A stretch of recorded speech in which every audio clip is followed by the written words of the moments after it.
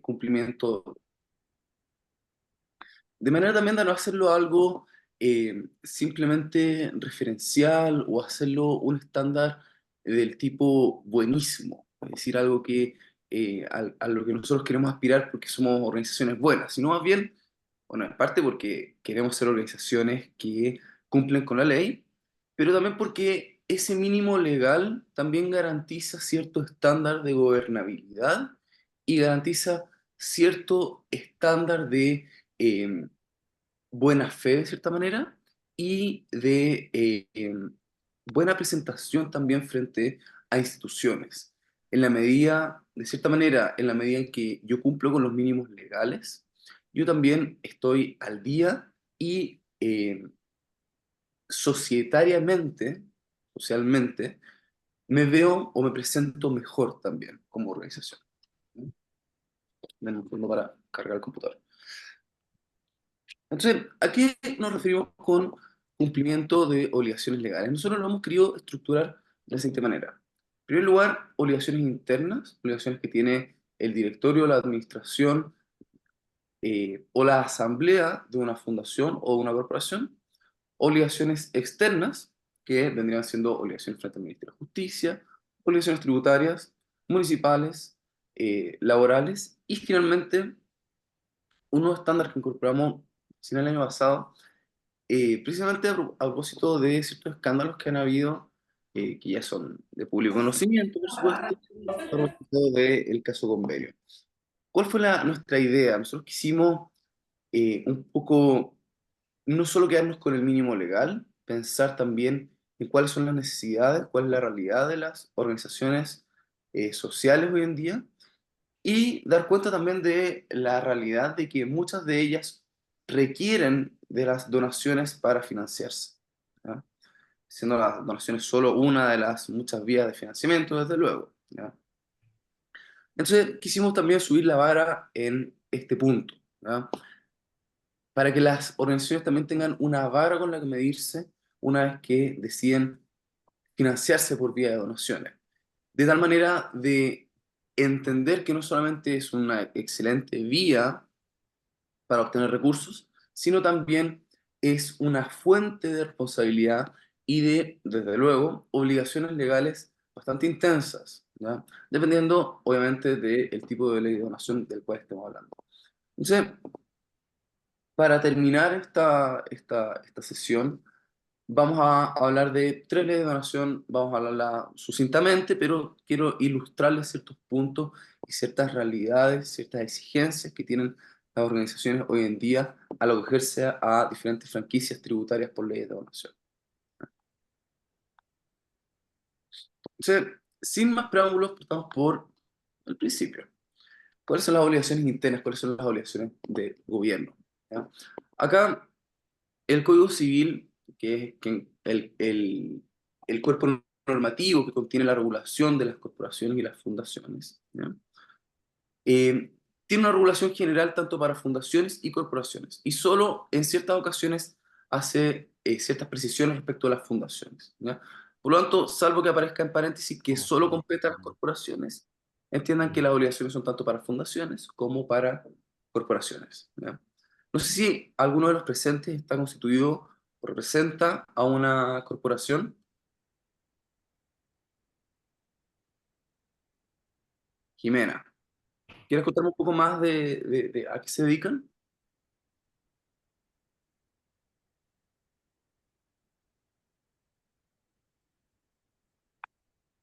Jimena. Bueno, después, si te animas, más que bienvenida. Al igual que todos, son muy bienvenidos a participar. Muy bien, entonces, la primera obligación es llevar a cabo las sesiones de directorio mínimas, exigidas ya sea por el estatuto o por la ley. La ley no exige un mínimo, sino más bien se deduce a partir de que hay ciertas obligaciones con las que el directorio debe cumplir anualmente, ¿ya? Que es aprobar la memoria del balance. Y por lo tanto, si es que tiene obligaciones que tiene que cumplir, tiene que reunirse por lo menos una vez al año, ¿ya? Desde luego, los estatutos pueden establecer más reuniones al año, ¿ya? Puede establecer dos, tres, cuatro, una vez al mes, las que quieran, ¿ya? Ahí nosotros siempre recomendamos no ponerse la soga al cuello, ¿ya? Fijen las sesiones de directorio, al menos a nivel estatutario, en la medida en que ustedes la puedan cumplir, y en las que sea razonable también, ¿ya? Sabiendo que el mínimo legal es al menos una. Relacionado a esto último, es que el directorio debe llevar un libro de actas. El libro de actas no es más que un registro escrito, ¿ya? Pero que también puede ser digital, de las discusiones y de las decisiones que se toman, que se adoptan en los directorios, ¿ya? Como les comentaba, hoy se permite, de hecho es común que los libros de acta no solo sean físicos, sino que también se permite que sean digitales. O sea, nosotros hemos visto desde libros que son literalmente de actas de directorio que son escritas a mano, mecanografiadas, impresas y pegadas en un libro, eh, hasta completamente digitales, ¿ya? Y de la misma manera, también tienen que tener en cuenta que hoy se permite que las actas se firmen digitalmente. Obviamente, las actas digitales se firman digitalmente, no las manuscritas. En cuanto a las corporaciones, se tienen que tener en cuenta que además de llevar a cabo las sesiones mínimas de directorio, tienen que llevar a cabo asambleas de socios, ¿ya? Esto es porque las corporaciones tienen un doble órgano de administración. Tienen, por una parte, el directorio, pero también tienen una asamblea de socios. El directorio en la asamblea funciona de manera prácticamente idéntica a la fundación, pero tiene la supervigilancia de la asamblea. Debe rendir cuenta a la asamblea. Y eso lo debe hacer también todos los años, ¿ya? Además, en las corporaciones existen dos obligaciones importantes a tener en cuenta. Hay que pagar las cuotas sociales, que son las que se fijan por el estatuto, y se debe nombrar una comisión de ética. La comisión de ética en las corporaciones es una entidad, es un órgano, más bien, que, se, que resuelve las disputas disciplinarias que puedan suscitarse entre los socios de las corporaciones, ¿ya? Eh, Conflictos conductuales entre los socios, por ejemplo, relativos a la falta de pago de cuotas sociales, eh, el incumplimiento de los estatutos por alguno de los socios, o graves faltas de conducta en perjuicio de la corporación por parte de los socios. Jimena, te veo muy extraña con lo que estoy diciendo. ¿Esto es algo muy extraño para... ¿Hayas escuchado hablar de estas obligaciones? Eh, ¿Soy yo, Jimena Vázquez? No, es que se me cortó la llamada, ¿ya? Y tuve que conectarme de nuevo, así que no sé lo que pasó entre medio. Pero lo que estoy leyendo acá, las sesiones de directorio, sí, nosotros lo hacemos todos los meses, llevamos libro de actas, celebramos asambleas, las cuotas sociales y tenemos comisión de ética, ¿ya? Y, y tenemos la comisión de revisión de cuentas. Perfecto, entonces te estás sacando un 7, Jimena. ¿Mm? Estamos al día. Estamos Sí, súper bien. no, no era cara de esto no lo había oído, sino que simplemente estoy tratando de ver toda la pantalla, oye, porque algo hice que me, que me quedó la crema aquí, ¿ya? Pero Estoy al menos peleando con el computador, pero no te preocupes, escucho todo. me quedo tranquilo, Jimena. Muchas gracias. Y gracias a ti. Avancemos entonces. Sigamos hablando del gobierno. Les mencionaba que este directorio tiene que sesionar por lo menos una vez al año, pero bueno, ¿cuál es la composición? ¿Cuáles son las obligaciones a las cuales se sujeta este directorio? ¿Ya? Los directorios tienen que componerse de al menos 3 miembros, esto lo dice la ley, no hay forma de escaparse de esto, ¿ya? Ahora, no hay un máximo tampoco, ustedes pueden tener un directorio de 35 miembros, si así lo quieren, y si es que les gusta el caos, ¿ya? Eh, Desde luego, los directorios más eh, tienen que ajustarse a las necesidades de la organización. Si una organización compleja que tiene que adoptar decisiones difíciles en, en ámbitos variados, desde luego es recomendable tener varios directorios, o al menos directorios con diversas experiencias, ¿ya?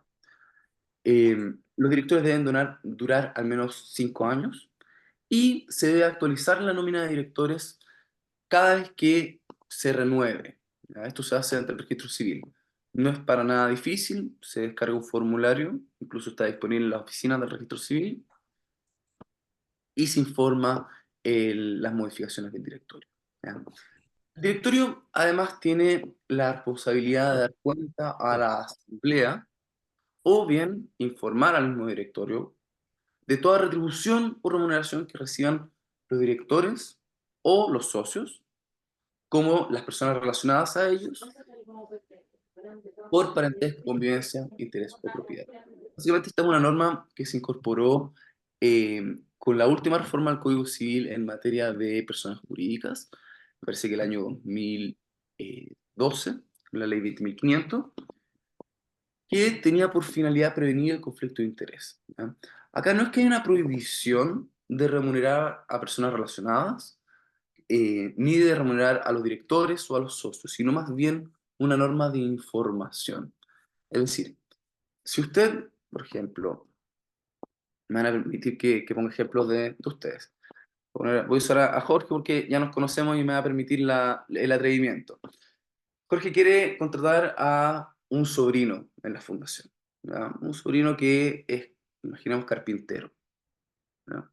Ha trabajado toda su vida carpintero, tiene experiencia y justo necesitan construir una librería, ¿ya? Una biblioteca, perdón. Se necesitan los estantes. Esta norma no lo prohíbe. Imaginemos que Jorge es director de la fundación, ¿ya? Esta norma no prohíbe que Jorge contrate, o que la fundación más bien contrate al sobrino de Jorge, sino más bien lo obliga a informarle que lo quiere contratar o que lo va a remunerar más bien, ¿ya? ¿Por qué? Porque el conflicto de interés, al menos teóricamente, se transparenta o deja de ser tan viciado una vez que se da cuenta de él, ¿ya? Es decir, si el directorio puede tomar una decisión informada y plena en base a la información que tiene, entonces es razonable asumir que el directorio va a tomar una mejor decisión, ¿ya? Porque no es problema pagarle a una persona con la que pueda haber un conflicto de interés, siempre y cuando esa remuneración no sea perjudicial para la organización y parezca al menos que sea razonable o similar a la remuneración que se le daría a una persona no relacionada, ¿no? Esa es un poco la filosofía detrás de esta norma, ¿no?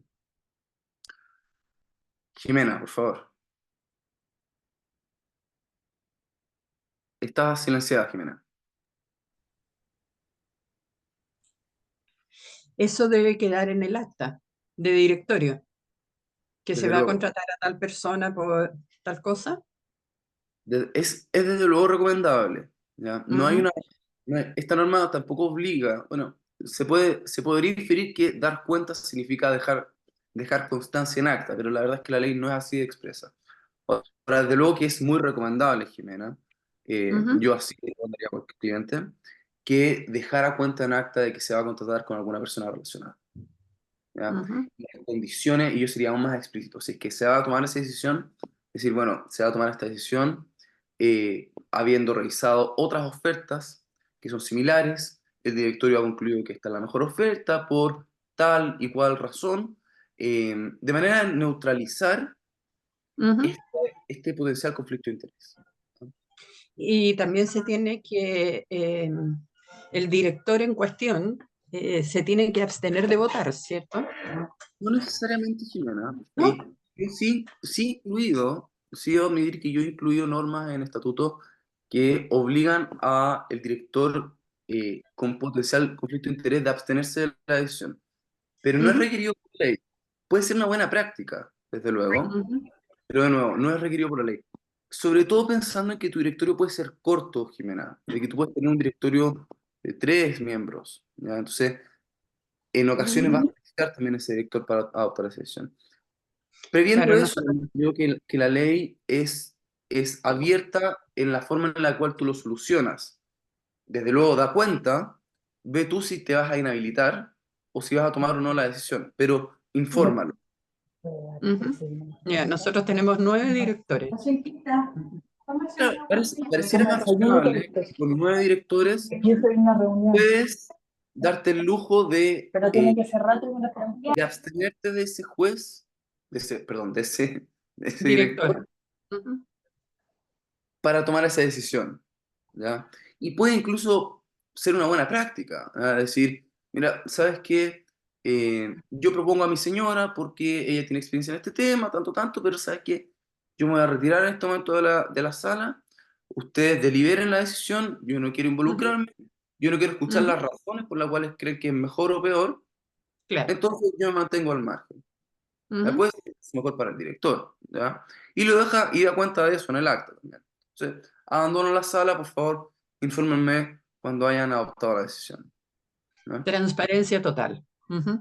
Eso yo Vicente, creo que ese es el punto central, Jimena, es la Sí. transparencia, ¿ya? La transparencia, de cierta manera, tiende a generar el efecto de neutralizar, de esterilizar el conflicto de interés.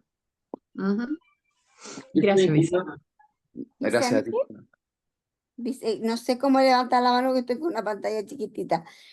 Soy Ninisa y en el caso de nosotros somos fundación y también somos 9 miembros, igual que Jimena, porque tenemos muchas áreas de acción, entonces de alguna manera la experticia en distintos temas está en las 9 personas. Yo soy miembro del directorio y soy además la directora ejecutiva de la fundación. La Ujú, práctica de la fundación es que hay 2 reuniones sin mí en el directorio, donde después que yo he presentado las evaluaciones del año, donde uno de los miembros me ha hecho evaluación de desempeño, a pesar que soy directora, miembro del directorio, y hemos logrado así cierta transparencia, donde después el directorio me renueva el cargo, nunca me lo han no renovado, ujú, pero me renuevan el cargo y confirman mi sueldo también. ujú.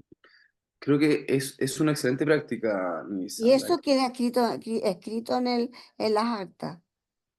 Creo que das también una buena síntesis de lo que veníamos conversando, Luisa.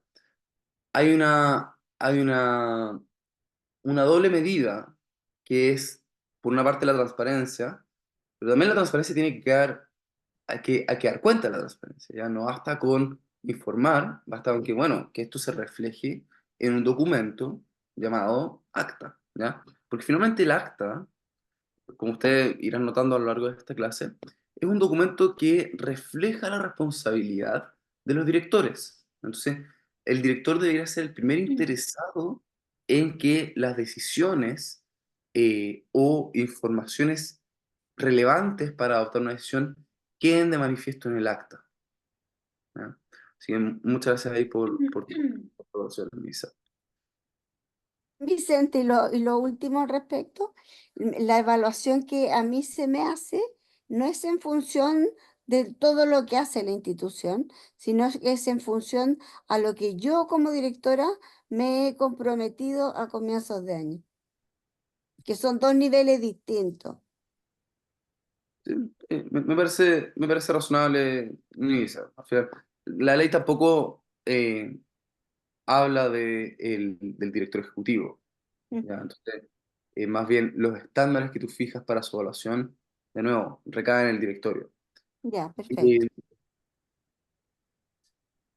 y esto es importante porque finalmente la ley de lo que habla es de la responsabilidad de los directores, ¿ya?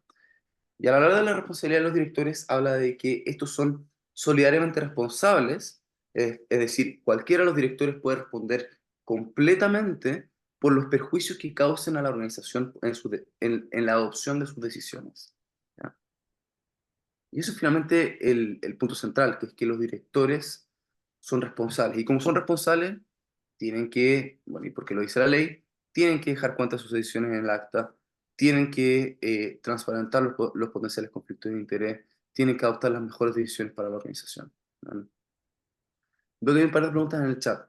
Isabel pregunta, si previo a la incorporación de un director, su pareja ya prestaba servicio a la fundación, ¿es necesario efectuar dicha cuenta detallada? Yo más bien lo haría al momento de la incorporación del director. Yo lo que diría es que este director que es pareja de una persona que ya trabaja en la fundación se va a incorporar, ¿no? Entonces, yo más bien informaría de esa circunstancia al momento de la aceptación del cargo y daría cuenta de potenciales conflictos de interés en el momento en que se susciten, ¿ya? No necesariamente porque haya dos personas emparentadas eh, en la organización se va a generar el conflicto de interés, ¿ya?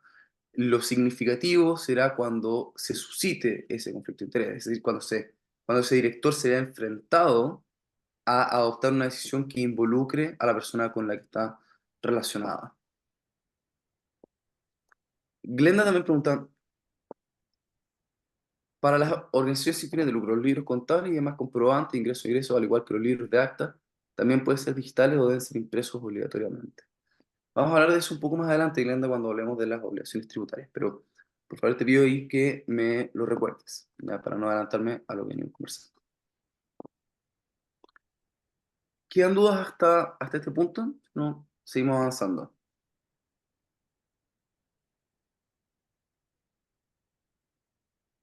Avancemos entonces.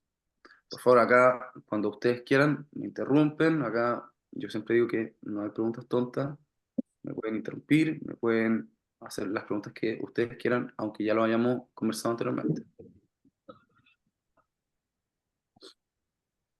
Entonces, pasémonos a un ámbito más externo. ¿A qué a qué está obligada la organización frente a fiscalizadores o terceros? ¿Ya? Primeramente, frente al Ministerio de Justicia.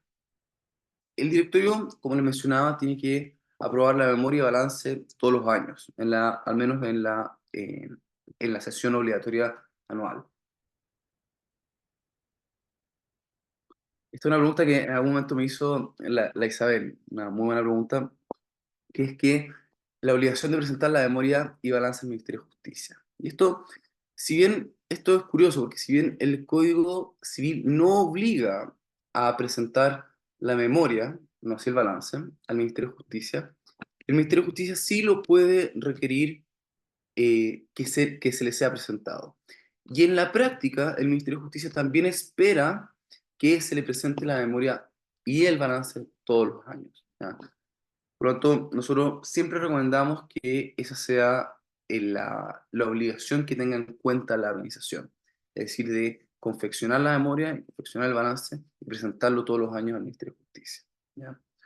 Si alguno no está familiarizado con la memoria, es básicamente un documento que da cuenta de las actividades que ha desarrollado la organización durante el último año.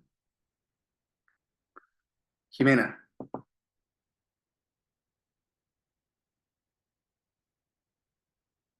está silenciada, Jimena. Nosotros como Corporación Empresas del Maipo, SEM, ¿ya? Nos reconoció el Ministerio de Justicia y sí tenemos la obligación de presentar memoria y balance año a año a ellos. Sí, perdón. Sí, desde luego, están obligados a presentar la memoria y balance todos los años. ¿No? Ujú. Al Ministerio de Justicia, El Ministerio de Justicia, efectivamente. sí. Ujú.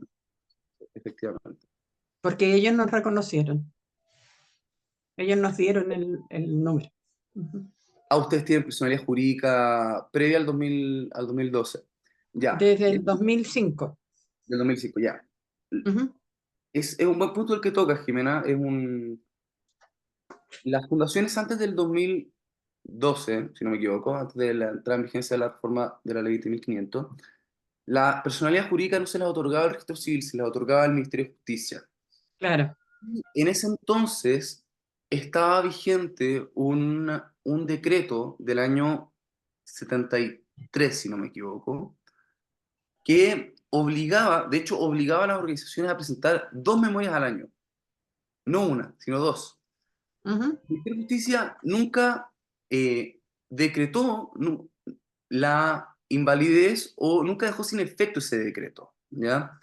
Ahora, el Ministerio de Justicia, yo le he preguntado a este punto en particular, sí considera que ese decreto está tácitamente derogado, ¿ya? O tácitamente dejado sin efecto, ¿ya?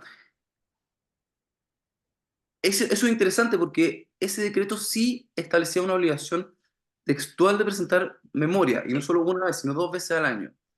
El Código Civil lo que dice es que hay que confeccionarla todos los años, pero no dice que hay que presentarla todos los años. ¿Y ¿Ya? a quién se le Uno, presenta? al Ministerio de Justicia, al Ministerio de Justicia. No, no, no, yo sé.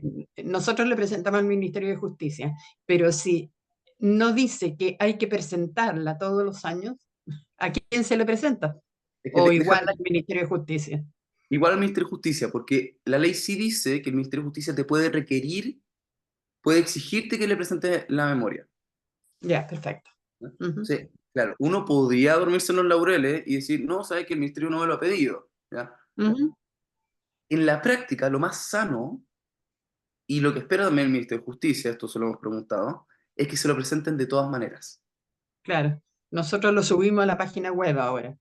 Ujú. Sí, se puede presentar Antes era en efectivamente. físico y ahora se sube a la página, año a año. Ujú. Todavía se puede hacer de ambas maneras, también Ambas. se puede presentar presencialmente. Ujú. Pero efectivamente me enorgullece la modernidad, Jimena, Sí. así que lo presenten La pandemia online. nos ayudó mucho en todos estos temas. Así es. Bueno, Gracias. a ti, Jimena, muchas gracias es una buena votación. Isabel también tiene otra pregunta. Eh, a propósito de las relaciones de pareja al interior de la fundación, ¿es necesario o obligatorio que se formen estas relaciones? Volvamos un segundo a la norma que yo citaba. La norma lo que obliga es dar cuenta de toda retribución o remuneración que reciban los directores, los socios, en el caso de la asamblea, o de las personas naturales o jurídicas relacionadas a ellos. ¿Ya? Entonces, no necesariamente yo voy a tener que revelar que yo estoy relacionado con alguien que ya presta servicio a la organización, sino más bien voy a tener que dar cuenta cuando se genera un potencial conflicto de interés o cuando perdón, en el caso particular en que ya estaba contratado y yo soy designado como director, no voy a tener que dar cuenta de la retribución o remuneración porque ya la recibía. ¿Ya? Voy a tener que dar cuenta cuando se vuelva a suscitar ese potencial su conflicto de interés, por ejemplo, al momento de acordar un aumento de sueldo, al renegociar condiciones laborales, ¿ya? Al contratar a otra persona con la cual pueda tener conflicto de interés. Esa es más bien la obligación, ¿ya? De informar de la remuneración o retribución que se dé. ¿Ya? Si eso era anterior si eso era anterior a la designación del directorio, desde luego eh, no será relevante en el momento en que se designe. Ahora, Isabel me precisa que se refiere a la situación en la cual no está involucrado el director, sino que relaciones de pareja entre miembros del staff. No, en ese caso no. La norma se refiere específicamente a los órganos de administración. Es una norma de responsabilidad del directorio, Isabel.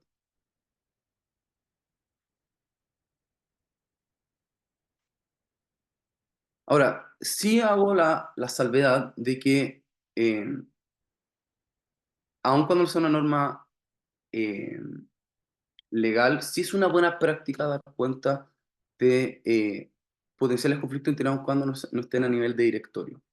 Siempre que estén a nivel de toma de decisiones, ¿ya? Por ejemplo, con el director ejecutivo.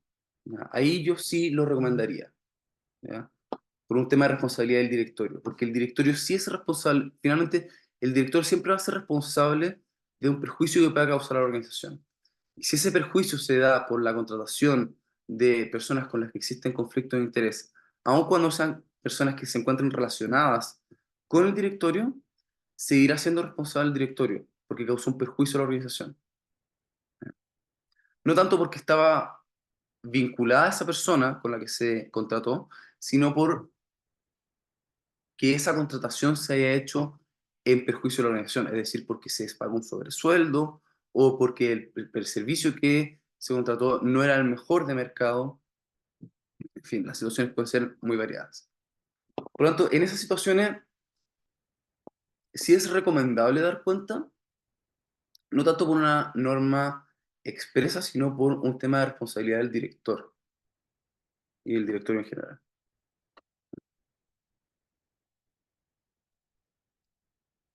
Luego de ese paréntesis, vuelvo entonces a lo que conversábamos del Ministerio de Justicia, ¿ya?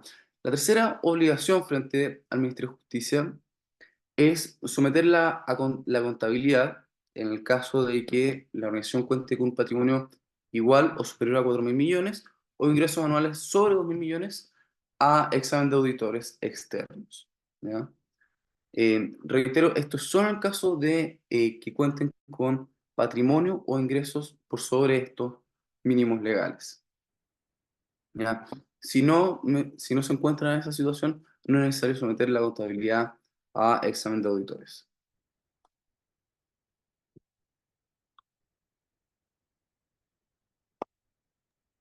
Disculpa, una consulta. No sé si viste mi consulta en el chat. No, perdona. Perdí el audio por un momento. Mi consulta es, nosotros hacemos estados financieros auditados y los presentamos al directorio para aprobación. ¿Es necesario también presentar, adicional a los estados financieros auditados, memoria y balance para aprobación del directorio? O sea, ambas. Desde luego, es fundamental. Ya, perfecto. Es una de las obligaciones anuales que tiene el directorio aprobar la memoria y el balance. Perfecto, gracias. De hecho, se podría decir que son las principales y las únicas que establece la ley, ¿no? O sea, si se van a reunir, lo primero que tienen que hacer es aprobar la memoria y el balance. Claro, y si tenemos estado financiero auditado es como un plus, es como algo adicional. Absolutamente, absolutamente. Genial.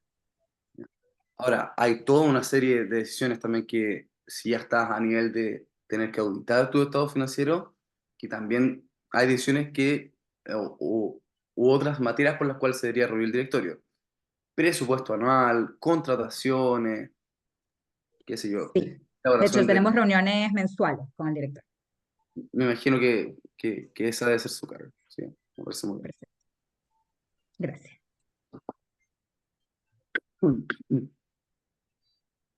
Perdón. Jimena, adelante.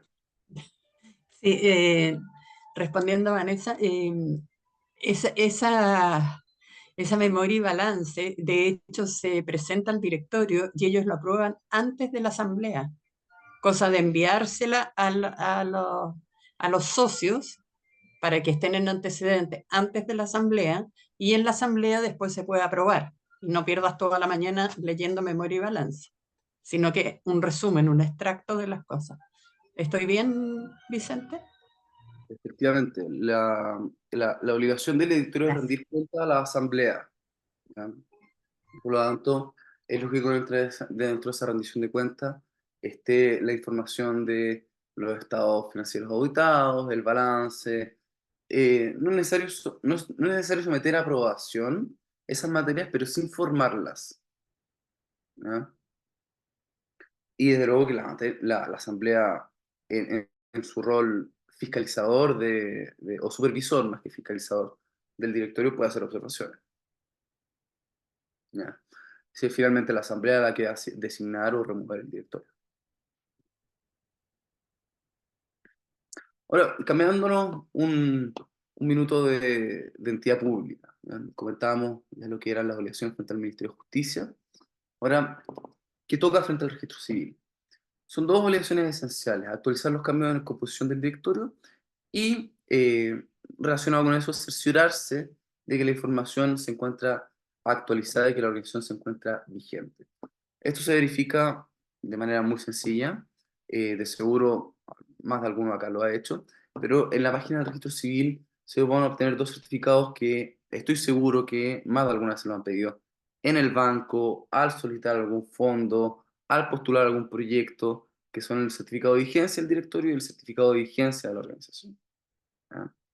Jimena, me alegro que estés sintiendo con la cabeza, que estés familiarizada con lo... Me gusta mucho esa modernidad, Jimena, así que estamos ahí en la batuta llevando la batuta de la modernidad. Eh, de tal manera es importante verificar que, con estos dos certificados, que la organización desde luego se encuentra vigente y de que el directorio se encuentra actualizado. Y eso se hace de manera muy sencilla. Cada vez que se actualiza el directorio, se lleva una copia del acta, no lleva el original porque el registro civil se queda con esa copia. La recomendación es pedir una copia notarial, pedirle al notario, oiga, por favor, fotocópieme esta acta de designación del directorio y yo la llevo al registro civil. Y con eso se actualiza el directorio. Hay que acompañar también los certificados de antecedentes penales de los directores, porque la ley prohíbe que ocupen el cargo de personas que han sido condenadas a pena aflictiva. ¿Ya?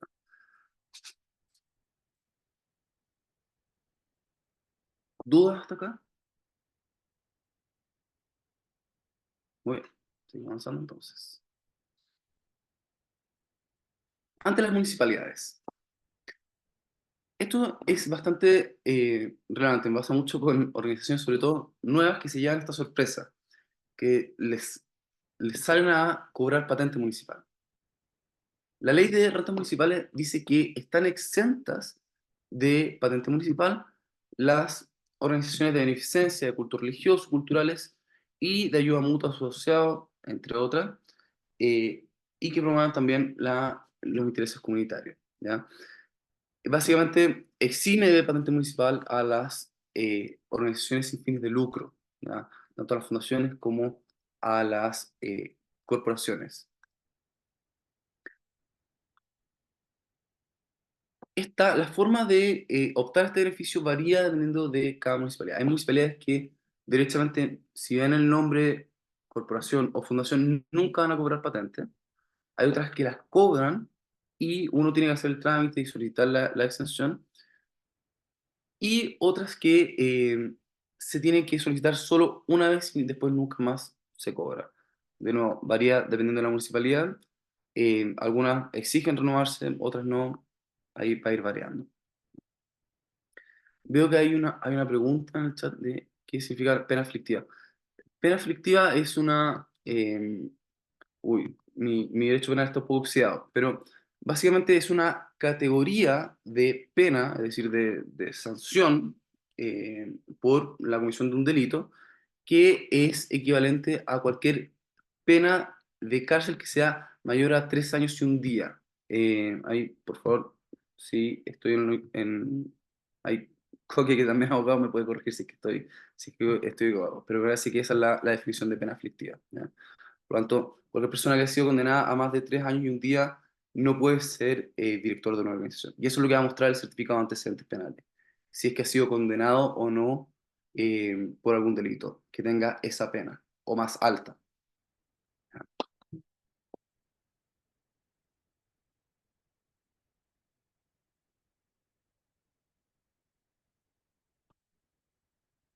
Dicho eso, vuelvo entonces al tema de la patente. Si bien entonces las organizaciones sin fines de lucro están exentas de la patente municipal, no están exentas del pago de derechos de aseo, ¿ya? Los cuales siempre van a tener que pagar.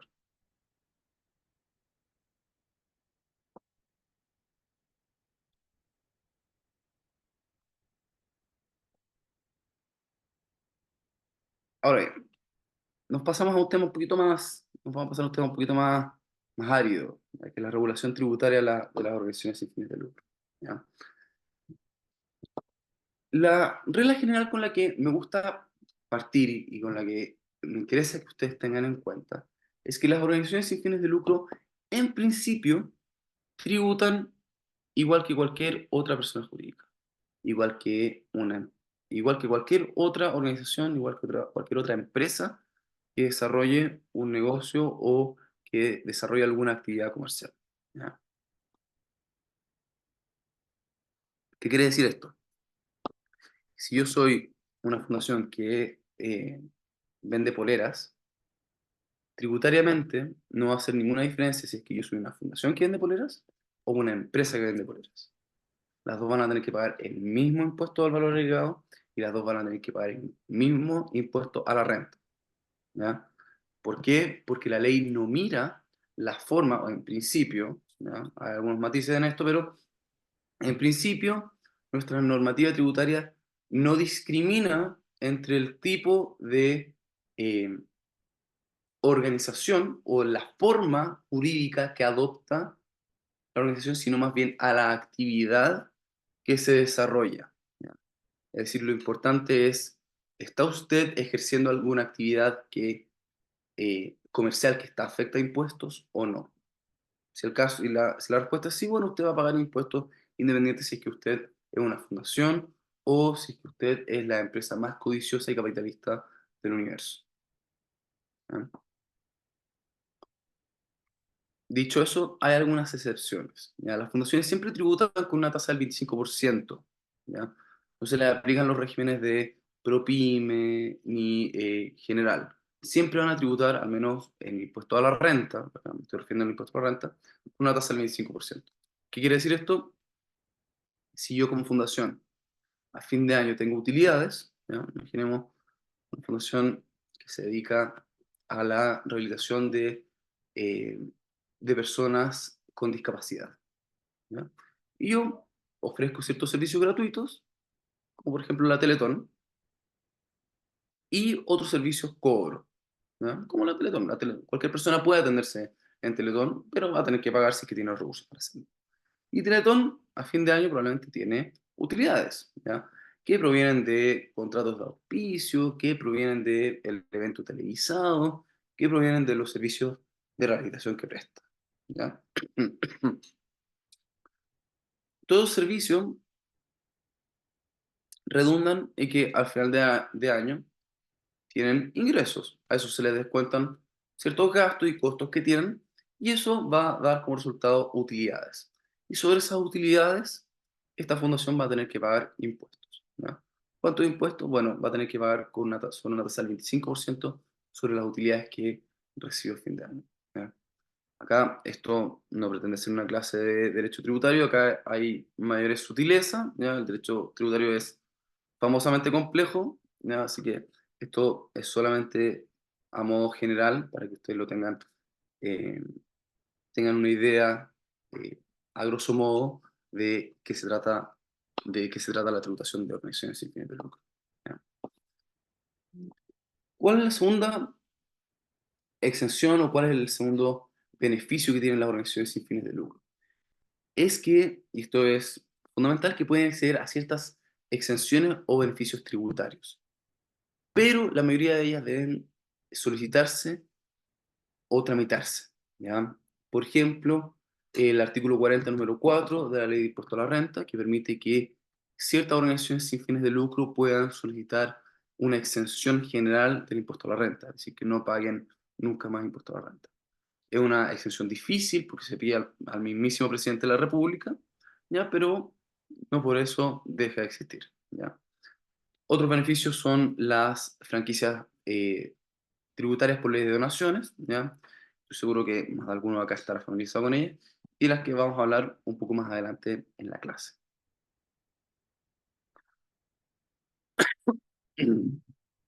Perdón.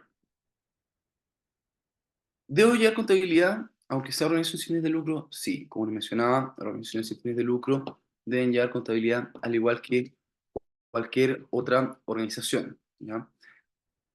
Con todo, las organizaciones pueden llevar una contabilidad simplificada, ¿ya? En el caso de que solo perciban aportes y no desarrollen actividades grabadas con impuestos, es decir, actividades comerciales, ¿ya?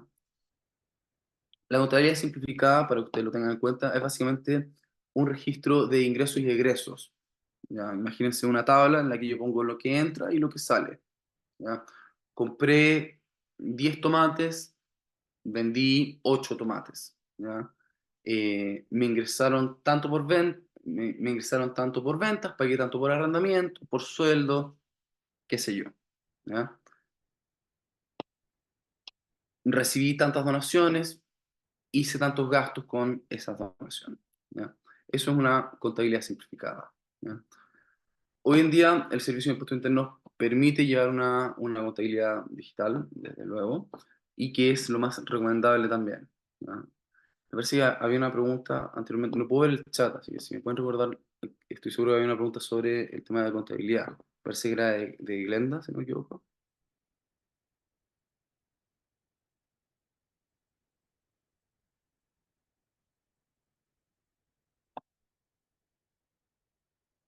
Me aparece el chat. Para las organizaciones sin fines de lucro, los libros contables y demás comprobantes de ingreso y egreso, al igual que los libros de acta, también pueden ser digitales o deben ser impresos obligatoriamente. También pueden ser digitales, Glenda, como les venía comentando. ¿Ya?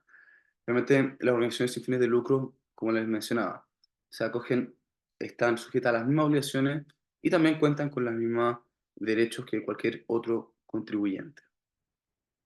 ¿Ya? Por lo tanto, sí, pueden llevar una notabilidad digital. Es más, yo diría que es lo más recomendable y es también un poco lo que espera el Servicio de Impuestos Internos hoy en día. ¿Ya? Yo creo que el Servicio de Impuestos Internos va a mirar con cierta suspicacia una notabilidad que no sea digital.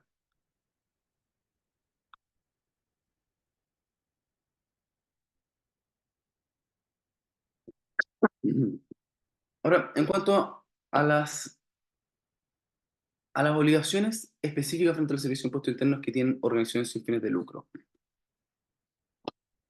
Las organizaciones sin fines de lucro tienen que presentar ciertas declaraciones juradas anuales en caso, y solo en caso, de que emitan certificados de donación.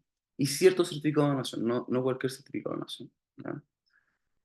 Particularmente, tienen que hay dos declaraciones juradas relevantes, la 1832 y la 1828. La declaración jurada 1832 refiere, entre otras leyes de donaciones, a los certificados emitidos por la Ley de Donaciones de Rentas Municipales, por las donaciones educacionales, que son las donaciones del artículo 31, número 7 de la Ley de Impuesto a la Renta, aunque esto también incluye donaciones a Senama o donaciones a bomberos, entre otras organizaciones, y por la Ley 16271. ¿Ya? Por su parte, la declaración jurada 1828 refiere a las donaciones eh, con fines sociales y a las donaciones por ley Valdés, con fines culturales, entre otras leyes de donación.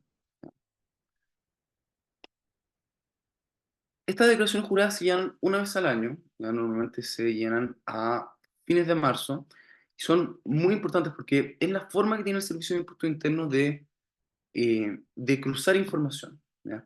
El Servicio de Impuestos Internos se apoya en esta declaración para después completar las declaraciones de renta de los contribuyentes que hicieron donaciones. ¿Ya? Por eso es significativo que se completen estas declaraciones juradas. ¿Ya?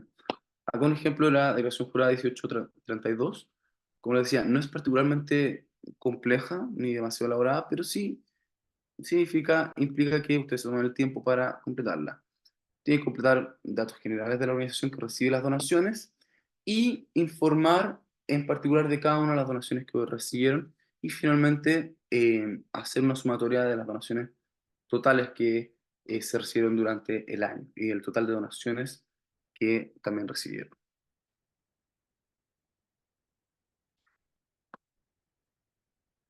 Hay una pregunta, bueno, veo que hay una pregunta en el chat. ¿En alguna normativa se establece eso que no es necesario imprimir?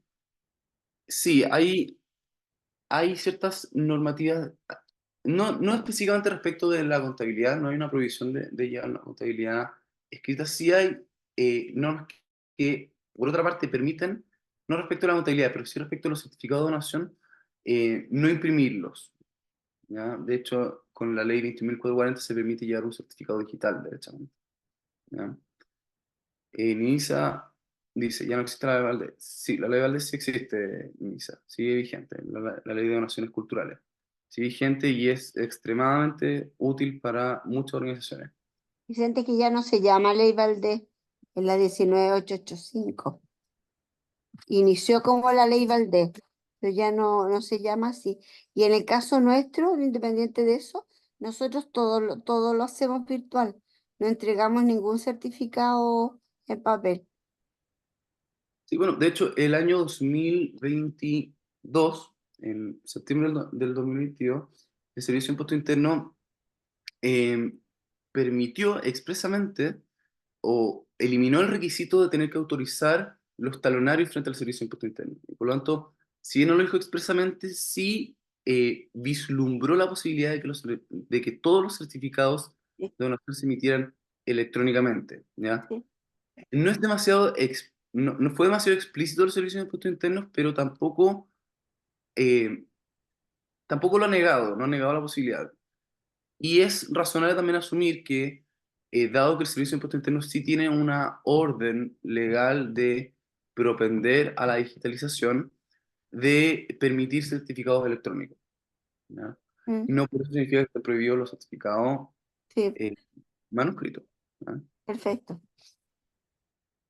Eh, Veo que hay manos levantadas. Eh, Me aparece José Ignacio, me imagino que no es José Ignacio, pero por favor, adelante.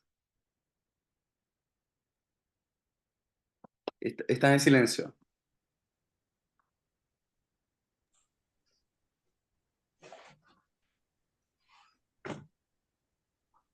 Te escuchamos.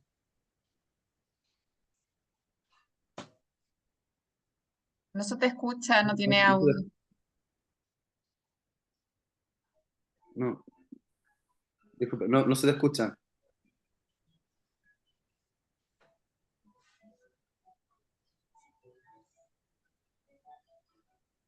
No, no sé, no Tienes sé que más. quitar el micrófono, Quizás, justo al lado del icono de cámara. quizás pon tu pregunta en el chat y ahí la podemos responder. Le voy a dar la palabra a Jimena por mientras, que también tenía la mano levantada. Ya. Sí, en relación a los certificados, como dices tú, efectivamente no hay que solicitar a impuestos internos el timbraje, pero Sí. sí hay que solicitar, para los digitales, ¿ah? Em, ellos sí, uno le pide, por ejemplo, al Ministerio de Desarrollo Social, ya le tienes que pedir la autorización de folio, y ellos hacen un trámite, no sé dónde, ya, y te dan la autorización, por ejemplo, del 1 al 100. Entonces, tú tienes que llevar el correlativo del 1 al 100 y presentar como siempre nomás. Y No, después, cuando ya ocupaste todo, te tienes que volver a pedir folio. no, Jimena. Ellos te lo dan. De hecho, el servicio fue súper claro que no es necesario pedir autorización de folio tampoco. La única Pero, obligación que mantuvo pero es que si tú tienes que mantener un orden orden. ¿Sí? correctivo de los... es decir, tú no tienes que pedir al servicio, ¿me permite tener los folios del 1 al 1000? ¿Mm? Tú No. simplemente los tienes, ¿ya? La obligación es que los emitas cronológicamente y Sí. correlativamente, es decir, que emitas Ajá. el certificado 100 antes de emitir el certificado 51. Claro. No, en eso estamos de acuerdo. Sino lo que yo digo, que le tienes que pedir al ministerio correspondiente del certificado que vayas a hacer, ellos te autorizan un folio. No. Oye, me acaba de llegar un mail en el Ministerio de Desarrollo Social porque nosotros teníamos y tenemos todavía formulario físico, ¿ya? Y Ah, ahora no, sí, pasamos no. al digital. Entonces ellos nos autorizaron, ponte tú, del 1 al 100. Y Ya, tenemos que ir con el correlativo, con todo como corresponde. sí, lo que pasa es una particularidad de la ley de donaciones con fines sociales, Jimena, ya, pero no es de ninguna manera una regla general. Lo que pasa es que en el caso de las donaciones con fines sociales, tú tienes que hacer ¿Mm? llegar el certificado al ministerio, ya, de hecho tienes un Sí, plazo para hacerlo, sí, ya. Por lo tanto, sí, antes de los sí 10 de hay- cada mes. Ujú. exactamente. Entonces, el ministerio efectivamente te aprueba los certificados de donación, ¿ya? Pero eso es más bien una excepción que no es la regla general para nada, ¿ya? Pero es una Ah, buena ya, cosa. Muchas gracias. ya, ok, gracias. A ti.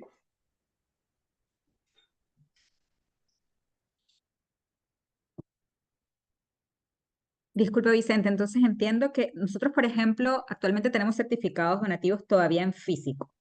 Ujú. Entiendo que se puede seguir usando físicos o la recomendación sería migrar al certificado digital. Nosotros estamos con el artículo 46, número 3063. Sí. Mi recomendación y la recomendación del servicio también es que termines de usar los físicos, ¿Ya? sobre todo si es que ya fueron timbrados. Sí, están Autorizados por el timbrados. Se agota el talonario y después te pasas al certificado digital. Si es que quieres, hay mucha gente que prefiere mantenerse en el certificado físico. Ya. Eh, por una razón de orden también, Vanessa, es que el certificado físico te asegura que tú nunca vas a emitir el certificado 2 antes del 1. Perfecto. Una cuestión de orden. ¿Ya? Gracias. Estoy leyendo el comentario de Isabel. Efectivamente, es correcto lo que dice Isabel. Eh, el folio que da el Ministerio de Desarrollo Social es respecto del proyecto aprobado, no del certificado. ¿Ya? Y ese folio se incorpora al certificado, pero el certificado tiene su propio folio correlativo. Efectivamente, eso es así. ¿Ya? La particularidad, sí que es bueno el punto de Jimena, y aquí un poco para aunar las posiciones, es que pasa que en las donaciones con fines sociales uno tiene que enviar el certificado al Ministerio de Desarrollo Social, ¿ya? Y el Ministerio de Desarrollo Social lo revisa y lo aprueba de cierta manera, ¿ya? No sé si lo aprueba, pero sí lo revisa y chequea que se ha emitido correctamente, ¿ya? Y de hecho hay un plazo para hacer eso, que como bien menciona Jimena, es dentro de, parece, no recuerdo si los 5 o los 10 primeros días del mes, siguiente al... Perdona, Vicente, lo que ocurre con ese certificado, o sea, con ese tipo de donación, es que, es que tú tienes un folio, que es el folio de desarrollo social, que es el que se usa para ese tipo de certificado y que es el folio que tú repites. Pero después tienes que presentar un proyecto a desarrollo social, a mí de eso, que la comisión mixta te aprueba. Claro, Y ese proyecto tiene otro otro folio número. que es con el que tú vas viendo los certificados. No sé si me Mm, expliqué. ¿Sí? Sí, es precisamente lo sí, que comentaba sí, Isabel. Bueno, ajá. cada certificado yo tengo que identificar como El proyecto. proyecto, Ajá. efectivamente. Porque las El donaciones, número con que fue aprobado. Ajá. porque las donaciones con fines sociales están vinculadas a un proyecto. Yo solo puedo donar a un proyecto. Y por lo tanto, en el certificado de donación, esto se extiende un poco más allá de esta clase, pero es súper bueno el punto. En el certificado de donación yo tengo que identificar claramente el proyecto al cual va destinado, Ujú. ¿no? Sí. Y Ujú. por eso exige ese folio, ¿ya? Por lo tanto, se podría decir que hay dos folios. Está el folio del número del certificado y está el folio del número del proyecto, ¿ya? Así que muchas gracias por sus acotaciones, todas muy pertinentes al caso. Ahora, continuando con lo que les comentaba. Por otra parte, está la Declaración Jurada 1828, la que se presenta en marzo de cada año,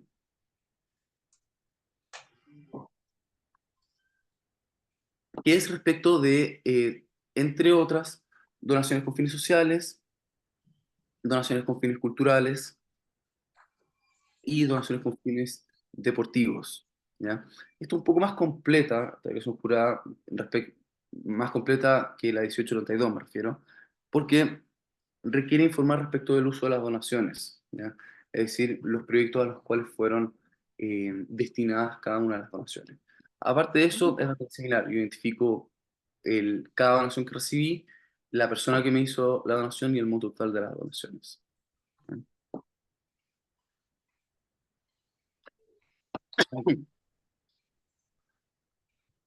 Como segunda fuente de información, ciertas organizaciones sin fines de lucro, en particular las que tengan ingresos anuales por sobre 4.000 UF, tienen que ingresar una declaración jurada, que es la declaración jurada 1945, que el objetivo es dar cuenta de las principales fuentes de ingresos y egresos, como también de las exenciones tributarias con las que cuenta la organización, ¿ya? No es una declaración particularmente compleja, como les mencionaba, se informan entre otras cosas, los bienes inmuebles que tiene la organización, ¿ya? Eh, un resumen de los principales ingresos y egresos de la entidad, como también de las exenciones tributarias con las que cuenta. Reitero, esto es solo en el caso de las organizaciones que tengan ingresos anuales por sobre las 4.000 UF.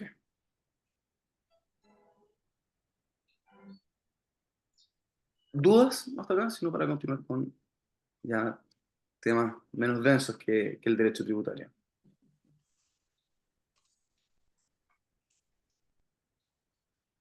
Enrique, yo no puedo ver el chat, pero si me puede, ahí me aparece.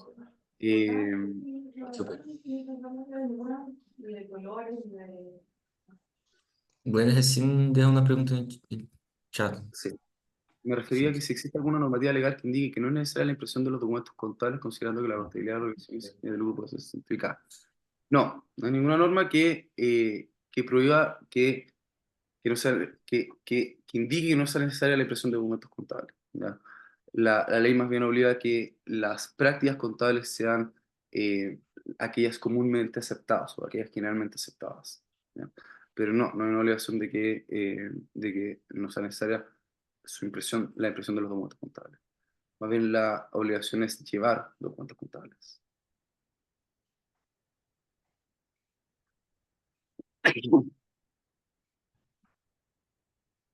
Pasando entonces a la normativa laboral. Las organizaciones sin fines de lucro, acá siguiendo un poco el principio que ya enunciamos respecto al derecho tributario, están sujetos a las mismas obligaciones que cualquier empleador. También van a tener que pagar cotizaciones previsionales, también van a tener que pagar el sueldo, tienen que respetar el horario, están afectos a la ley Karin, ¿ya? Ojo. Mismas obligaciones laborales que cualquier otra organización, con la particularidad de que no están obligadas a pagar gratificaciones legales. Para quienes no saben, las gratificaciones es un tipo eh,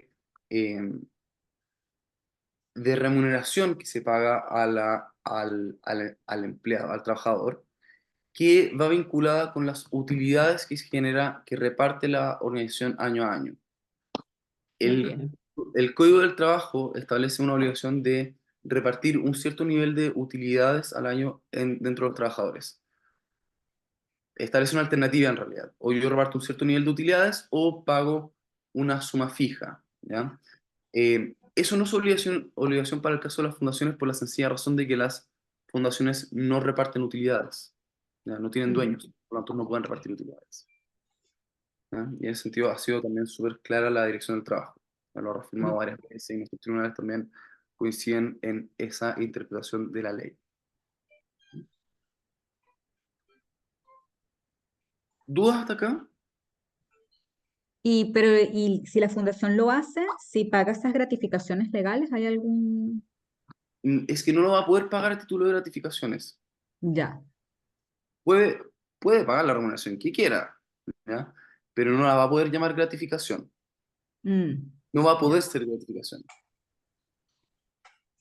¿ya? Puede ser un bono, puede ser parte del sueldo base, qué sé yo. Pero no va a poder Pero ser no el una... ítem gratificación dentro de la liquidación. Precisamente, precisamente. Jimena, ¿qué pregunta difícil me vas a hacer ahora? No, no es difícil. ¿Me vas a No, poner a es que prueba? nosotros le hemos puesto gratificación, siempre pagamos un monto fijo y ahí le hemos puesto gratificación. Y por lo que tú estás diciendo, estamos mal. Entonces me gustaría saber, ¿bono Nosotros de qué? también. A qué se lo bono de? A ver, Nosotros ¿Cómo se también puede tenemos poner? ese concepto de gratificación dentro de la liquidación, pero sí sé la Tú consulta. tienes lo mismo, nosotros también. sí. A ver, Y yo ahora soy... en septiembre nos toca una gratificación. ¿Bono de? Yo soy un poco reticente a dar eh, consejos legales eh, sin tener todos los antecedentes, Jimena, ¿ya? No porque no los quiera dar, sino Ajá, porque no quiero ser irresponsable, ¿ya? Y darte una Claro. respuesta que no sé si va a servir para tus necesidades precisas, ¿ya? ya. Eh, lo Pero un puedes calificar, genérico. lo podrías calificar como un bono, por ejemplo, ¿ya? Es Ahora, que, es que uno tiene que decir de qué se trata el bono, ¿ya? Porque puede ser puede ser bono de locomoción, bueno, bono de almuerzo, bueno, no sé, o sea, alimentación, bono, no es sé, que, hay como tres tipos de bonos, de herramientas. Entonces, ¿dónde, en qué parte cae esto? Porque tenemos de traslados, de alimentación y de herramientas. Esos son los tres bonos, ¿ya? Y los demás sería una gratificación que además tú tienes que pagar el impuesto. 216 millones. Tenéis como 20 millones La más de lo que gratificación legal, por lo que entiendo, Claro, que por la aparece todos los meses. sí. Eh, nosotros no, pagamos 2 veces al año que de 18 y de Navidad. Entonces, cuando la liquidación lleva el bono de gratificación, ¿ya? Se paga el impuesto correspondiente. a ver, voy a tal vez ser un poco amarillo, Jimena. Eh, mm, sería un poco irresponsable darte una respuesta definitiva, Ah, una recomendación definitiva, sin tener todo lo antecedente a mano. Porque además tampoco sé si, por ejemplo, quieres que el bono sea imponible, si no sea imponible. es imponible, para nosotros sí. Yo creo que tienes varias alternativas, Jimena. ¿Ya? Yo, a buenas y primeras, lo calificaría como un aguinaldo, como un bono de Navidad, un bono de fin de año, un bono de fiestas patrias, lo que ustedes quieran. ¿Ya? Pero, de nuevo, esto es, no he revisado ningún antecedente, no he visto ningún Ujú. tipo de trabajo. Por favor, tómalo con, no un grano de sal, un puñado de sal. ¿Ya? Ya. Eh, y sí, mi sugerencia sería que lo revisaran con tu asesor legal o con tu contador. Sí, el contador dice, aguinaldo. Ujú. Le paga gratificación, aguinaldo. Sería insuficiente. Ya. Ujú. Era amarilla mi respuesta, Jimena, pero tengo que ser responsable también y ecuánime también con el Sí, resto de la clase. por supuesto. Ya. ¿Ya? No te molesto, no te molesto más, disculpa. No Es es mucho. molestia, para nada, no, no es molestia, estoy seguro al resto también le sirve, pero yo también tengo que ser cuidadoso con la respuesta de hoy porque no va a servir, puede que no le sirva al resto. ¿Ya? Bien, pero muchas gracias por la intervención, Jimena. Ahora, les comentaba que este año los estándares de la Comunidad de Organizaciones Solidarias hicimos subir la vara.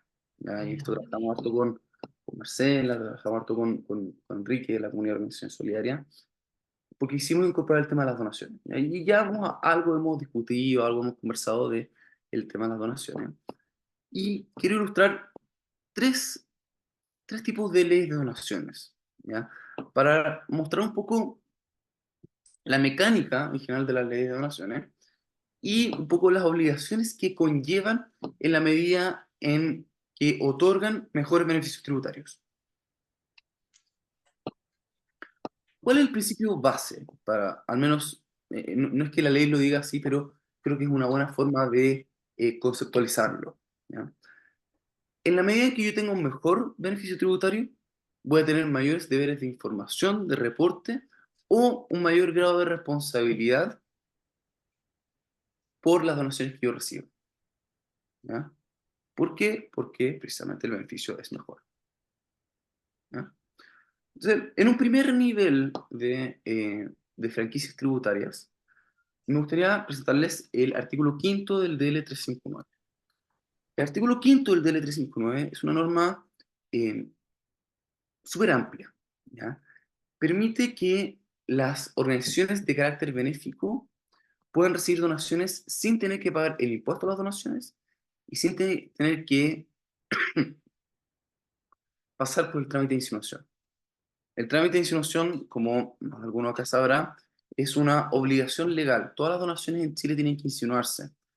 ¿Qué quiere decir eso? Que tienen que pasar por una autorización judicial.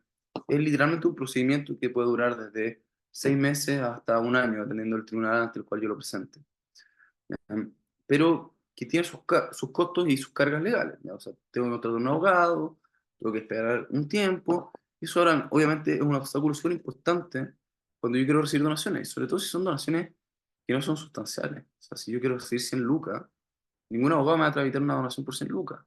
Los honorarios van a costar más que eso. O sea, ningún abogado va a levantar el teléfono por menos de eso para tramitarle una insinuación. Entonces, es un obstáculo bastante importante. Por lo tanto, cualquier ley de donación que me permita eximirme del trámite de insinuación es súper significativa. ¿Ya? Y en segundo lugar, me permite eximirme del impuesto a las donaciones. Yo cuando recibo donaciones, yo como fundación, recibo un incremento en mi patrimonio, ¿ya? Porque me dieron algo gratis, me dieron algo que antes yo no tenía. Y la lógica de eso, la lógica de la ley, es que yo por ese incremento patrimonial tengo que pagar un impuesto, ¿ya? El impuesto a las donaciones. Y que ese es el segundo salvavidas que me dan las franquicias tributarias. Me permiten eximirme, no tener que pagar este impuesto a las donaciones. ¿Ya? Por así decir, salen gratis. Entonces, les comentaba que está este primer nivel de franquicia tributaria, que me eximen del trámite de insinuación y me evitan pagar el impuesto a las donaciones. En el caso del DL 359, es respecto a las organizaciones de carácter benéfico, es decir, a aquellas que tienen por objeto prestar asistencia, prestar ayuda a personas necesitadas o que no pueden satisfacer sus necesidades por sí mismas.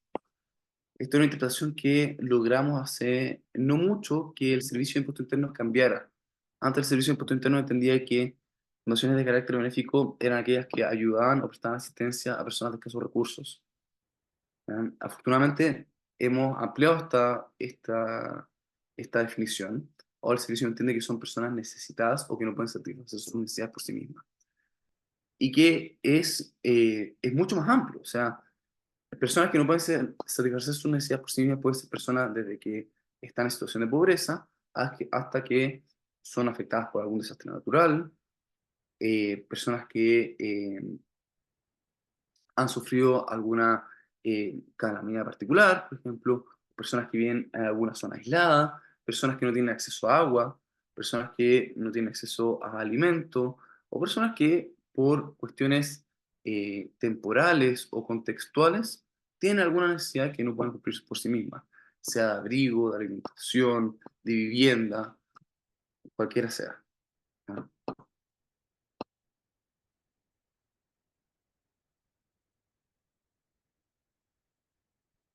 O sea, es una franquicia tributaria bastante útil porque de cierta manera, un poco comodín. Si bien no da beneficio a quien me dona, sí me evita estas dos principales trabas, que son el trámite de insinuación y el impuesto a la donación. ¿Ya? ¿Dudas sobre esta franquicia?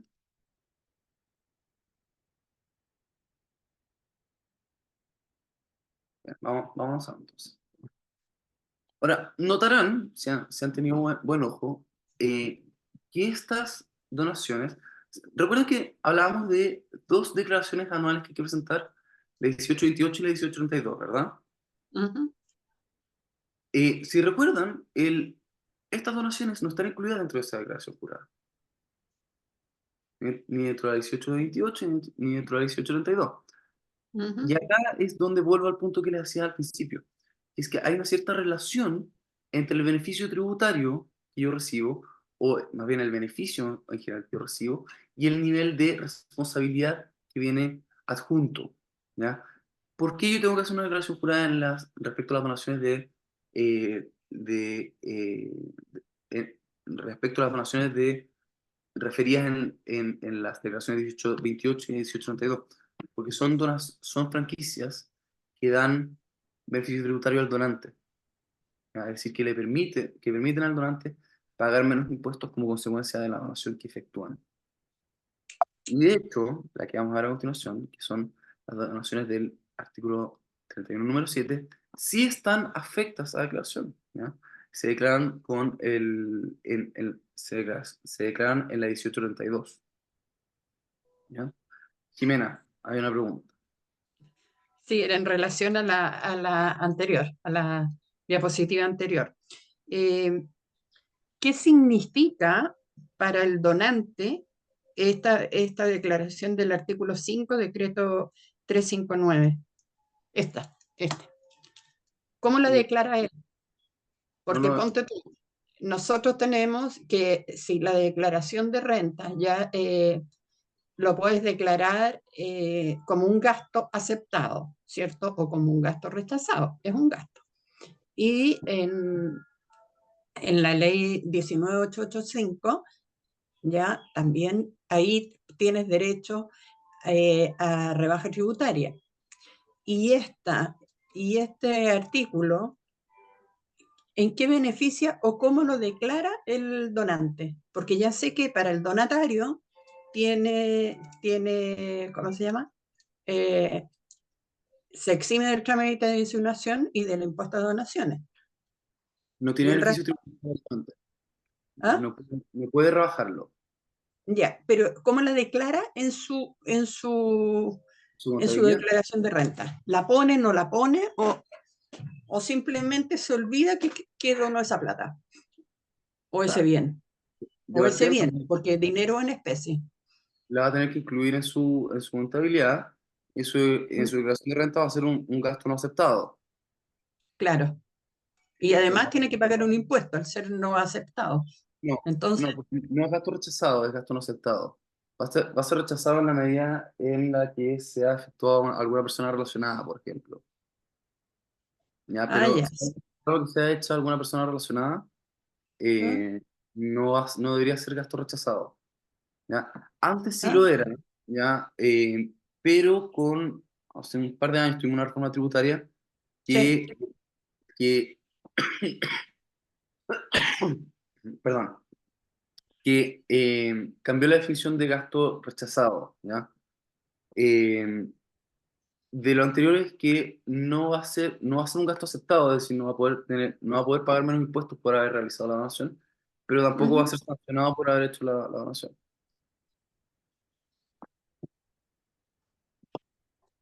Ya. No, entiendo eso, pero no sé cómo lo ponen en la contabilidad. Mm. Una donación. En Una, contabilidad va a ser una donación. Va a ser un egreso en, un en la, egreso. en la contabilidad, pero Ajá. tributariamente no lo va a poder No descontar afecta. de su Sí, renta líquida disponible. claro. Ujú. Ya. Ujú. Igual lo Ok. ponen como gasto final. Sí, Mm, sí. Pero eso era lo que quiere es tener bien claro si era gasto o no era gasto, si era sí. rechazado o no. ¿Entendés? Porque de Lo repente va- uno se confunde con esas lo va a Vicente, poder- cosas. pero se rechaza, ¿o no? no va a ser. No hay rechazo, ¿no? Es una sutileza, porque no ¿Sabes? es lo mismo el gasto rechazado que el gasto no aceptado. El Claro, sí. gasto rechazado es un gasto que no solo no te permite rebajarlo de tu renta líquida disponible, Mm, sino que Además, además viene con una multa.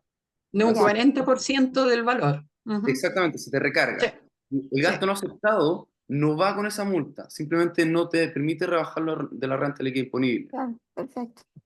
Le queda como una justificación nomás, por decirlo de alguna manera. Sí. Claro, en el fondo, precisamente, y por eso es importante que quede en tu contabilidad, porque Ok.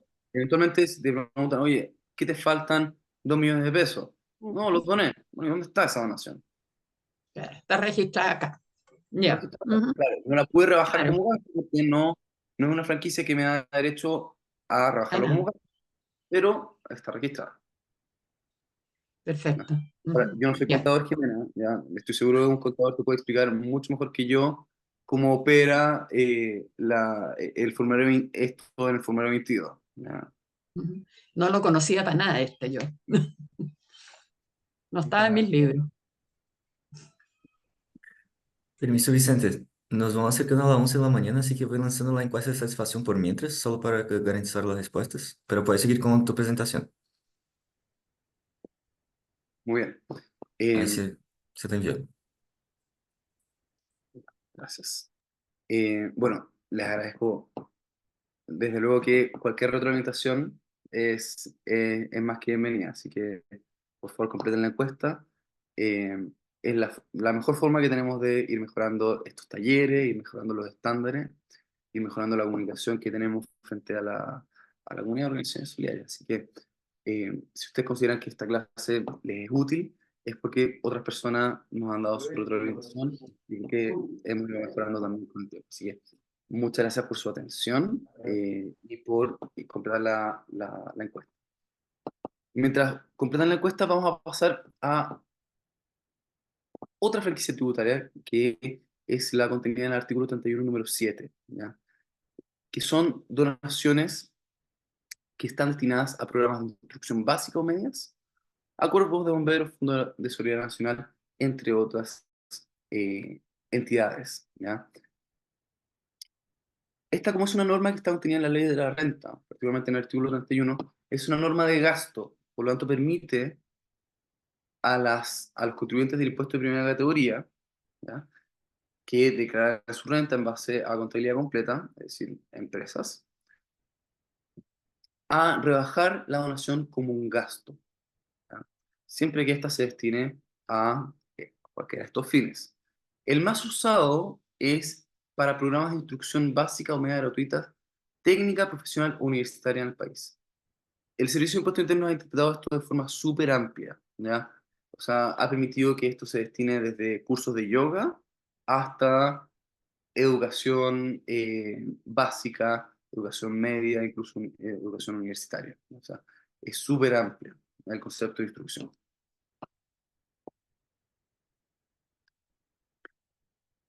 Ahora, como los con ojos más atentos se han dado cuenta que esta es una de las, eh, de- esta es una de las franquicias tributarias que sí estaba incluida en las declaraciones que comentábamos anteriormente, particularmente en la 1832, ¿ya? Y esto es precisamente porque da un beneficio tributario al donante, permite rebajar el monto de la donación como gasto, además de estar exenta del trámite de insinuación y del impuesto a las donaciones. Esto sería como una segunda categoría de, eh, de franquicia tributaria, ¿ya? En un tercer nivel, ¿ya? Se encuentra, bueno, acá un poco más del artículo 31 número 7, cómo se respalda los beneficios y los límites que da. Ahora, como tengo poco tiempo, voy a avanzar un poquito más. De todas maneras, vamos a partir esta presentación para hablarles de un poco de cuál ya viene siendo como un tercer nivel de responsabilidad, un tercer nivel de reportabilidad, ¿ya? Que viene dado, entre otras franquicias tributarias, por las donaciones de beneficio público, la contenida en la ley 20.440. Hay otras leyes con un nivel similar de reportabilidad, como la ley de donaciones sociales, la ley Valdés, la ley de donaciones culturales, la ley de donaciones con fines educacionales, que exigen, básicamente, el nivel añadido de reportabilidad es que yo tengo que informar qué es lo que hago con las donaciones, ¿ya? Informar las actividades que yo desarrollo año a año, ¿ya? En el caso de fines sociales, yo tengo que informar no solo qué hago con las donaciones, sino el nivel de avance del proyecto, ¿ya? Y el nivel de fiscalización también es bastante más estricto. Ahora, solo para poner uno como ejemplo, no puedo pasar todas las franquicias tributarias en esta clase, lamentablemente no me da el tiempo, pero sí comentarles un poco lo que ha sido la ley de donaciones de beneficio público. La ley de donaciones de beneficio público se estructura en base a una variedad de fines. La idea de esta ley un poco era permitir o ampliar las posibilidades de financiamiento de las organizaciones sin fines de lucro. Antes teníamos, o todavía tenemos leyes sueltas. Está la ley de donaciones con fines sociales que permite asistir a personas con discapacidad, a personas de escasos recursos o en la rehabilitación de adicciones. Tenemos la ley de donaciones culturales, que también es bastante autoexplicativa, con fines deportivos, tenemos con fines educacionales.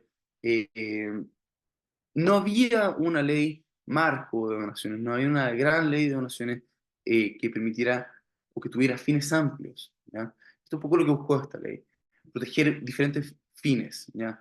Sea el desarrollo social, sea el medio ambiente, la cultura, el deporte, la educación, la salud, la protección de migrantes, la equidad de género, entre otros muchos fines, ¿ya?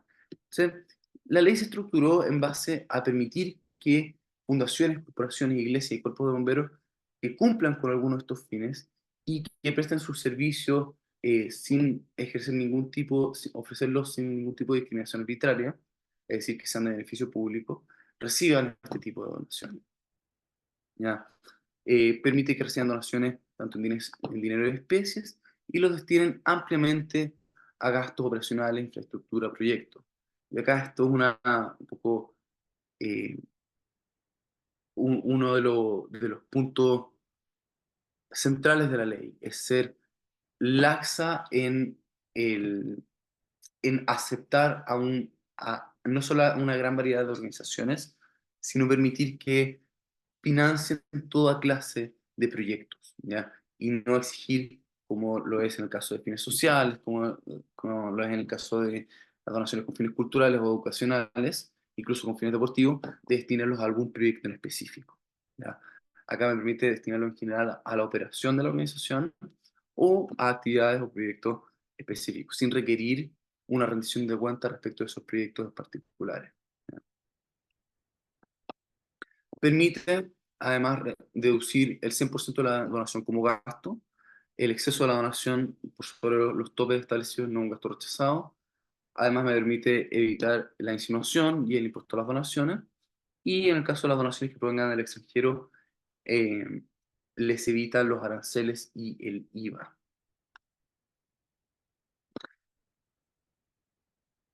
Ahora, siguiendo con la lógica que les comentaba un poco, la ley decidió, a mi juicio inteligentemente, no poner demasiadas barreras de entrada, al menos en la teoría. En la práctica nos hemos dado cuenta de que la Secretaría Técnica es bastante mañosa. La Secretaría Técnica es el órgano supervisor y fiscalizador de esta ley, que acepta o rechaza las solicitudes de inscripción.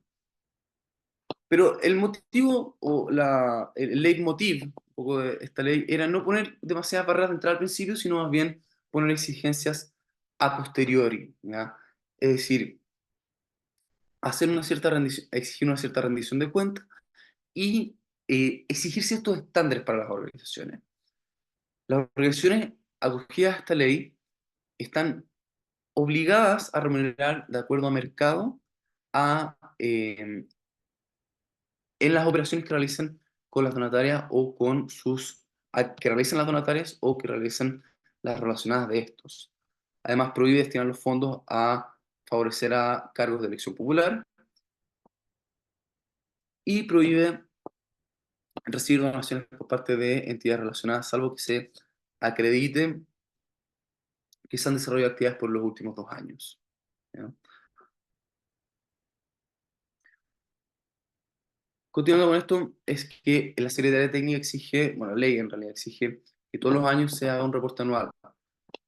En principio, este reporte anual, la idea es que fuera ligero, ¿ya? En práctica ha sido bastante extenso, eh, porque no solo ha pedido dar cuenta de las donaciones recibidas bajo esta ley, sino que informar todo tipo de ingresos, ¿ya? Todo tipo de recursos que se reciben, ¿ya? Informar de manera bastante precisa también los proyectos, los hitos, las actividades que se desarrollan, particularmente las actividades que se desarrollan con fondos recibidos aprovechando esta franquicia tributaria.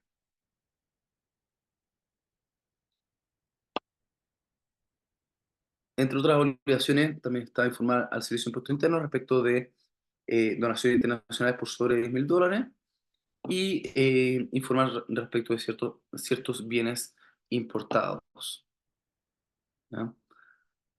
Eso es básicamente la operatoria de la ley 21.440. Entonces, volviendo un poco y haciendo quizás un repaso de qué consiste este estándar de cumplimiento legal, ¿ya? Y por qué incorporamos este tema de las donaciones, ¿ya?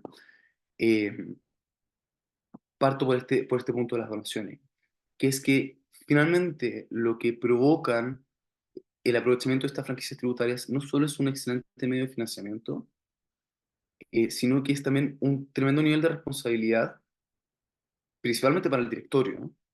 ¿Ya?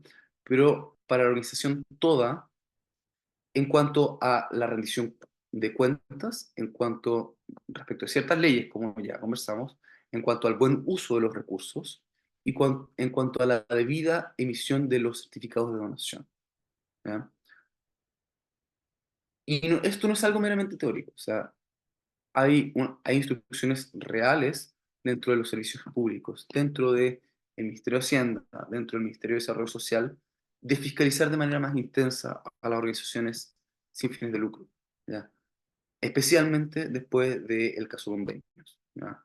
De nuevo, no es algo teórico, hemos visto cómo las organizaciones son más fiscalizadas, se les exige una rendición de cuentas más detalladas, la fiscalización es más intensa y es probablemente lo que se va a venir en los próximos años, ¿ya? Aun cuando signifique una sobrereacción por parte de las instituciones públicas, o más bien tal vez signifique un retorno a lo que siempre debió haber sido su estándar de fiscalización. El punto central siendo que hay una responsabilidad sobre las organizaciones de, primeramente, y si es que están sujetas a algún régimen de franquicia tributaria por donaciones, primeramente, destinar las donaciones a los fines o a los límites, a los contornos que me establece la franquicia tributaria, emitir los respaldos correspondientes, respaldarlos contablemente, como conversamos en extenso con Jimena y Glenda, eh, y hacer las respectivas rendiciones de cuentas, sea mediante el reporte anual de la ley 20.440, sea mediante las rendiciones anuales y la rendición anual de la ley de donaciones con fines sociales o fines culturales, sea destinando las donaciones a los fines específicos, sea los fines generales de la ley o el proyecto en específico al cual yo postulé, al cual yo elaboré. ¿Ya? Eso es, en definitiva, el estándar que como comunidad de organizaciones solidarias hemos intentado impulsar. Es dar cuenta de no solamente el gran beneficio que significan las leyes de donaciones, sino que el grado de responsabilidad progresivo que significan en la medida en que va mejorando el beneficio tributario. Esto además de las obligaciones tributarias, de las obligaciones generales que ya veíamos, ¿ya? En cuanto a la responsabilidad del directorio, en cuanto a mantener la organización vigente, lo cual se puede corroborar con los certificados respectivos, hacer las declaraciones de impuestos, revisar, chequear si es que está al día la exención de patente, eh, asegurarse que se encuentran en el cumplimiento laboral y tributario, en el pago de cotizaciones, que tanto la memoria como el balance se ha presentado oportunamente, como también las declaraciones juradas ante el Servicio de Impuestos Internos. Así que me extendí un poco en la presentación, pero me alegro que lo hayamos podido cubrir todos los temas. Eh, muchas gracias por su participación. Por favor, si hay dudas, si quedan dudas, este es el momento. Si no, vamos ya cerrando el taller. Muchas gracias, Vicente, la verdad, un excelente taller. También interactuar hace que sirvan las respuestas para otras organizaciones. Eh, y también sé que muchos ya han contestado la encuesta. Enrique había dejado un mensaje por el chat que las organizaciones que aún no lo habían podido finalizar, que hay un código QR al cual pueden acceder, porque les vamos a compartir el material a todas las organizaciones que responden la encuesta. Así que si falta alguna, se los recuerdo para que antes de retirarse lo hagan. Y si pueden prender también las cámaras, porque siempre dejamos un registro con una foto y lo compartimos después en nuestras redes